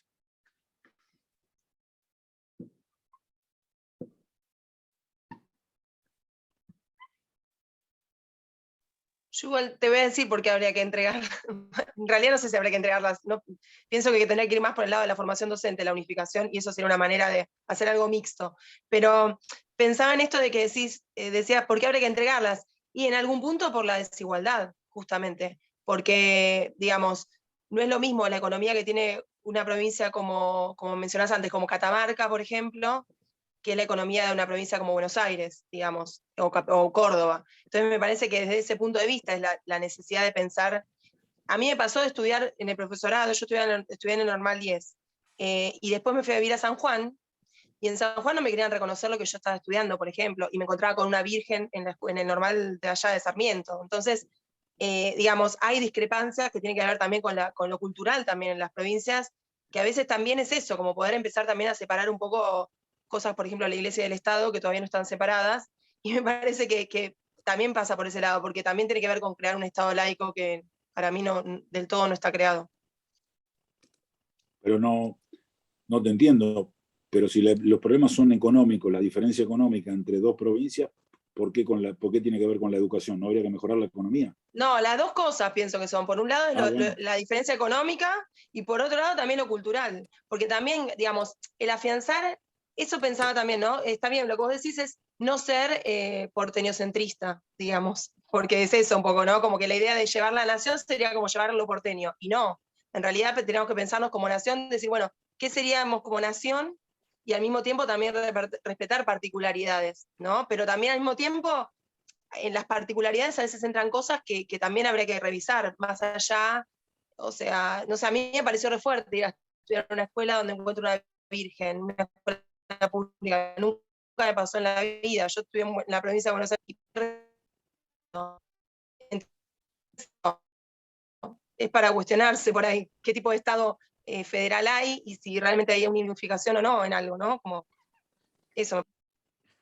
En el chat escribieron hace un rato la palabra homogeneización, ¿no? Y nosotros lo repetimos bastante cuando hablamos de la etapa de la conformación del Estado y de la organización del sistema educativo, y entonces como que reprochamos que uno de los costos, ¿sí?, de la creación de ese sistema educativo tan fuerte, tan importante, fue la homogeneización, es decir, borrar los rasgos culturales de la población para constituirla en un pueblo único. Entonces, bueno, ojo, porque a veces analizamos con una mirada lo que pasó hace 150 años atrás o 100 años atrás, pero después quizás usamos digamos, no lo vemos mal cuando lo pensamos para la actualidad. Entonces, a lo mejor para la población de San Juan se sentiría muy violentada si les sacaran la religión de la escuela, por ejemplo, ¿no? Entonces, bueno, estos son debates, son tensiones que en algún momento se equilibran para un lado o para el otro, ¿sí? Y esa es la política. También de eso se desconocer trata. la cultura de cada provincia, ¿no? Es que eso en Lo parte está concreto, atravesado. perdón. Disculpe, profesor. No, al contrario, hablen ustedes.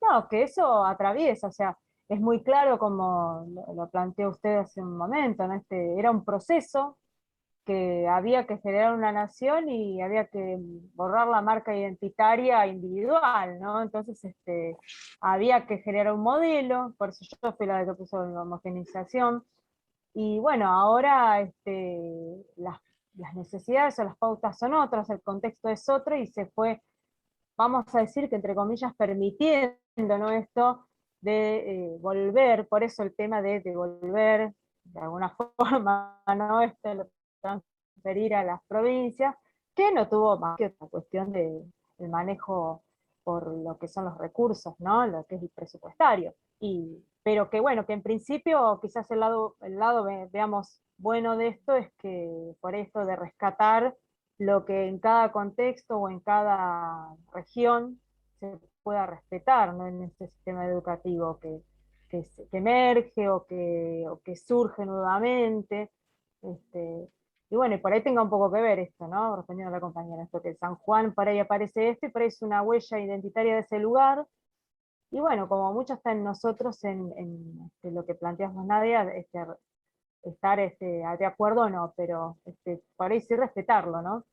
Es que por ahí no puede convivir las dos cosas, eso quiero decir. Sí, igual me parece que un poco en línea con lo que decía la compañera, digo, defender y pensar, digo, nuestro rol de futuros licenciados en educación, una educación laica tiene que ver con eso, con que cada uno puede, digamos, hacer en su vida y creer en su vida en lo que quiera, Claro. o no creer en nada. Digo, quizás la figura de una virgen en una escuela también está politizando algo para un lado demasiado evidente, digo, porque por ejemplo la implementación de la ESI, digo, se ve muy truncada justamente porque sigue habiendo escuelas con imágenes de virgen en ella, digo, cada cual puede creer o no creer, digo, y esto me parece que no tiene que ver con la identidad cultural de una región o de una ciudad o de una provincia, tiene que ver con cuál es la pata y cuánto falta aún para que se separen, ¿no?, los asuntos de Estado e Iglesia. Me parece que tiene que ver con eso y no con homogeneizar, sino con poder, ¿no?, como separar la paja del trigo, es el dicho. Sí, eso me refería yo también, Marce, pero que no eso, porque eso ya está de antes, entonces eso no, que no representa un impedimento, me parece que no debería representar un impedimento, salvo que a nadie le haya pasado que de verdad en la escuela se ejerciera esa presión para respetar esas cuestiones.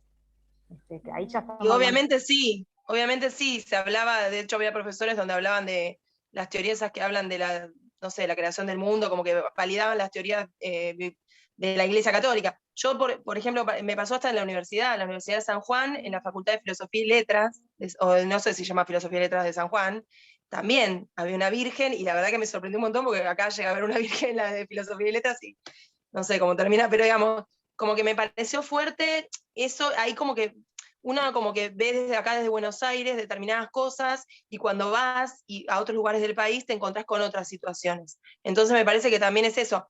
Yo no digo que hay que homogeneizar todo, lo que sí digo es que el Estado Nacional también tiene que tener algún poder de regular esas cosas, porque si no es como que, bueno, cada provincia hace lo que quiere, piensa lo que quiere y hace de su educación lo que quiere. Entonces, en algún punto, bueno, ¿cuál sería la argentinidad en algún punto, no? Pensaba en eso, de cuando se crea el sistema se creó de esa manera, pero no necesariamente tiene que ver con algo malo de pensar en cosas que podamos compartir en común, que eso nos hace también ser argentinos o argentinas, si no, no tendría por qué existir entonces el Estado Nacional Argentino. ¿Para qué existiría si fuera así? Bueno, pero a la vez lo que nosotros vemos desde Buenos Aires es que particularmente Buenos Aires es muy permeable a culturas, no culturas, a órdenes o modelos que tienen como un interés económico, más que nada. De hecho, cómo pensamientos que seguían un modelo educativo prusiano después desembocan en el norteamericano por una necesidad agroexportadora. Quiero decir, Buenos Aires no tiene o carece tal vez de ciertas identidades originarias que las provincias sí tienen. Y la forma de Buenos Aires fue siempre bastante unitaria, no federal. Lo vemos a lo largo de toda la historia, en lo que le aconteció a Belgrano, a San Martín. No sé si Buenos Aires sería justamente un ejemplo no homogeneizador. Yo veo en Buenos Aires esto. No digo que esté bien o mal, es lo que vamos aprendiendo, y si nos volvemos críticos de la educación que recibimos, de quién la recibimos y cómo la recibimos, podemos generar otros pensamientos. Pero no me parecería que fuera una solución esta idea federalista que de mano de Buenos Aires nunca fue federalista.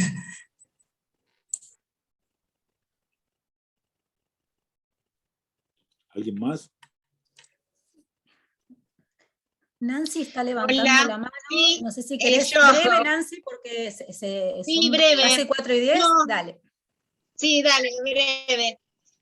No, simplemente como para terminar, digamos, o redondear y finalizar, ¿no? Yendo desde la historia, ¿no? De que arrancamos a hoy, igual las diferencias son abismales, porque hay diferencias, o sea, hablamos de provincia de Buenos Aires, pero tenemos que hablar que hay una gran diferencia entre lo que es Cava y la provincia de Buenos Aires en sí, ¿no? Cada uno de sus partidos, cada una de las adquisiciones en cuanto a lo que es, digamos, escuela. Hay grandes diferencias hoy en día, y si nos remontamos de la historia, sí, esas diferencias creo que siguen existiendo, ¿sí? Si hablamos de educación o hablamos de diferentes formas de educación, hoy por hoy las diferencias siguen existiendo, ¿no? Hay entre Cava, digo, lo que es Cava, y Partido de la Matanza, y Ituzaingó, y todo lo demás, sabemos que hay grandes diferencias.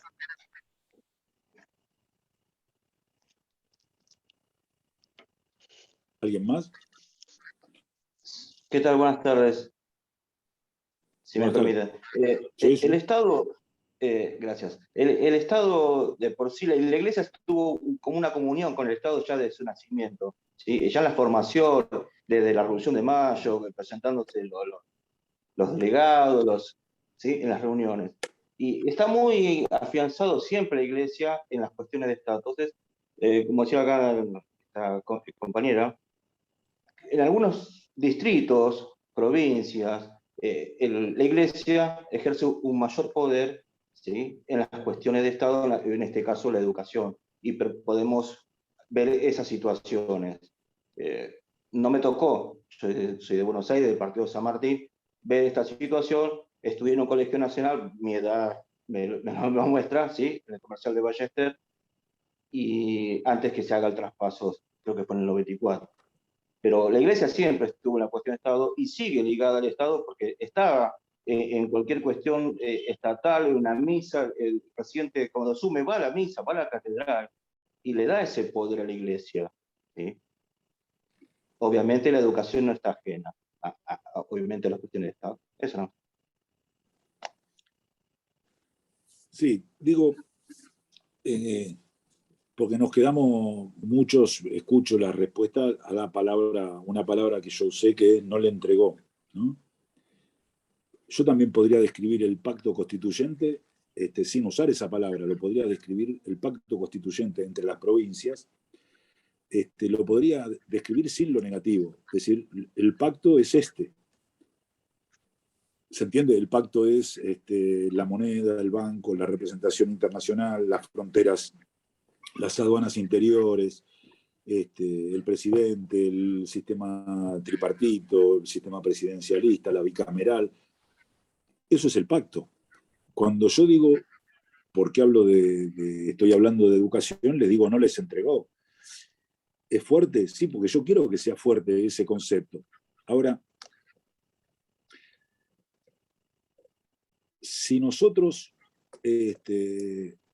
para construir un acuerdo, yo creo que hay un camino o lo digo al revés, hay un problema en la desigualdad en Argentina, un problema enorme en la desigualdad, porque un país es sostenible en la medida que sus niveles de desigualdad no sean catastróficos. Cuando la desigualdad es tan grande, eso lo que atenta es contra el pacto mismo. Atenta contra la misma idea de un pacto constituyente. Y en la Argentina vivimos desigualdades enormes entre hombres y mujeres, desigualdades enormes entre grupos sociales, desigualdades enormes entre provincias. Miren, la Argentina tiene 24 provincias. Hay 5 que tienen el 85% del Producto Bruto Interno. Esta es la realidad. 5, el 85%. En el conurbano bonaerense se concentran el 60% de los pobres de Argentina. Entonces, la desigualdad es una de las matrices de esta sociedad del siglo XXI de nuestro país, de América Latina y de nuestro país. Entonces, establecer y discutir mecanismos para romper esa desigualdad que es persistente, que no se va a arreglar progresivamente y con el tiempo, porque la desigualdad es tan grande que no hay mucho tiempo. Uno de los mecanismos, y esto es opinión mía, es quizá romper los mecanismos de formación docente y que alguien externo a cada... Pero, con mayúscula pero, eso requiere un pacto constitucional, un pacto con las provincias nuevas. No es que no hay vocación de hacerlo y entonces no se hace. Eso requiere un acuerdo institucional, porque en el acuerdo que hay para la Argentina está que las universidades son nacionales, y la educación, entre comillas, básica, obligatoria, es de la jurisdicción. Creo que hay que establecer mecanismos para romper esa desigualdad que es persistente, que va a seguir siendo persistente. Estamos hablando de 2021. Esto que se generó en la Argentina, hablamos de dos momentos. El anterior a 1884 y lo que pasó en 1905. Y después viene un montón de cosas que en las clases que vengan los vamos a ir analizando. Pero al que le llame la atención esos niveles de desigualdad, quizá haya, quizá no. Como lo digo yo como opinión, lo puedo decir porque es opinión y lo aclaro. Quizá hay que construir algún mecanismo que permita intervenir sobre desigualdades que son enormes. La formación docente es una. O mejor dicho, la formación de los docentes. Ahora, también la Nación hoy, y no los quiero dejar sin dormir, pero los voy a dejar sin dormir. En la provincia de Buenos Aires, la mitad de los profesores y las profesoras que están en ejercicio concreto, en las escuelas concretas, lo forma la Nación a través de sus universidades nacionales. Entonces, la discusión es compleja, es complejísima, pero yo creo que la Argentina tiene que hacer algo para romper los niveles de desigualdad que son obscenos, que se dan, lo dijeron varios, que se dan entre distritos, que se dan dentro de los distritos también se dan por barrios, se dan por escuela, y me parece que aquella ley lo que tenía es que intervenía sobre la igualdad, era fuerte lo que hacía, la escuela aquella mezclaba a todos. Bueno, eso después la Argentina no lo pudo sostener, lo rompió. La Argentina hizo un modelo económico. Quizá hay que construir algún mecanismo que permita romper niveles de desigualdad que atentan contra la misma nación. ¿Por qué? Bueno, porque algunos tienen muchísimo. Ya vamos a ver cuando veamos los 90, ¿no? Vos entrás a escuelas en la Argentina que tenés asegurado un camino hasta con universidades del extranjero, y entrás a escuelas que no tenés asegurada ni lengua y matemática, en el mismo país con los mismos impuestos. Entonces, eso es injusto. Bueno, hay que hacer algo. Bueno, una de las propuestas que se discuten, que algunos, yo estoy de acuerdo, es la nacionalización de la formación de los docentes. Ahora, eso tiene problemas también, porque hoy la Nación forma docentes, y habría que discutir si lo forma para romper la desigualdad. ¿Se entiende? De hecho, nosotros estamos acá, esto es una universidad, esto es la Nación. Estamos hoy en un Zoom, lo dije al principio, de la Nación, esto es la Nación. La Nación misma es esto, no el diario. Esta es la Nación. Y nada, lo que creo es que la situación es tan compleja que hay que animarse a discutir todo. Así a mí me parece bien que ustedes comenten, discutan, expongan ideas, ¿no? Se basa en esto, ¿no? Nadie tiene la verdad en nuestro país. Bueno, me parece que cerramos, ¿no, Jaime? Dale, sí. Porque se puso interesante el debate, siempre la discusión del Estado y la Iglesia en el ámbito educativo dispara, ¿no? Muchos argumentos y dan ganas de seguir discutiendo, y ni hablar si nos metemos con las escuelas subsidiadas por el Estado, ¿no? Que tienen una parte importante de la matrícula en algunas provincias y demás, pero bueno, son 4 y 17, así que a lo mejor algunos ya se han tenido que ir a otra materia o tienen que ir sábado a la tarde, así que vamos a cortar. Empezamos, o Jaime empezó a hablar un poquito antes de las 14:30, 3-4 minutos antes, y hubo algunos que llegaron justo y 30, 31, y preguntaron en el chat, así que, bueno, fueron sus palabras introductorias, creo que el sentido igual de la conversación lo pudieron comprender, pero de todas maneras, Lautaro se va a quedar con la grabación, ¿sí?, de este Zoom, y después va a poner el enlace en el campus para que lo puedan ver, así que si alguno se perdió 2 o 3 o 5 minutos, va a poder reponer ese inicio de la exposición de Jaime a través del video. Y después, bueno, otra cuestión es, en el chat hubo muchos comentarios, ¿no?, muchas acotaciones, cuestiones, muchas puntas para seguir discutiendo, así que también le vamos a pedir a Lautaro, no sé si lo va a poner en el campus o lo va a compartir con el resto de las profesoras, para que se puedan retomar algunas de esas cuestiones cuando tengan su encuentro, su clase específica de la comisión, ¿sí? Porque hoy no daba el tiempo para levantar todo lo que se estuvo poniendo en el chat. Bueno, por mi parte eso. No sé si alguien quiere decir algo más de mis compañeros o Jimmy. No, les agradezco a todos. En el principio dijimos también, conmemoramos el aniversario de Independiente para todos. También dijimos eso. Pero... También, eso ahí, creo que ahí eso es incomprobable, dijo un compañero en el chat. No, eso es absoluta, esos son datos históricos. Racing es el más grande. Ciencia pura es eso. Creo que hay que separar Independiente de esta clase para poder sostenerla. Por favor, profe. Por favor. Bueno. Un aporte a la secularización. Bueno. Pero Independiente lo formaron jóvenes independientes que rompían con las estructuras tradicionales de Racing, de Boca, eran jóvenes independientes, luchadores. Es dato histórico eso. ¿Y qué pasó ahora entonces? ¿Cómo llegaron a esto? Perdón. Tenemos a todos en contra ahora. Tenemos a la AFA, a la Conmebol, todos en contra. Pero bueno, así somos. Bueno, buen fin de semana, descansen.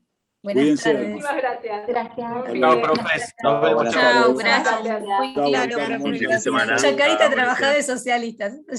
Gracias. Chao. Hasta luego. Hasta luego. Chao.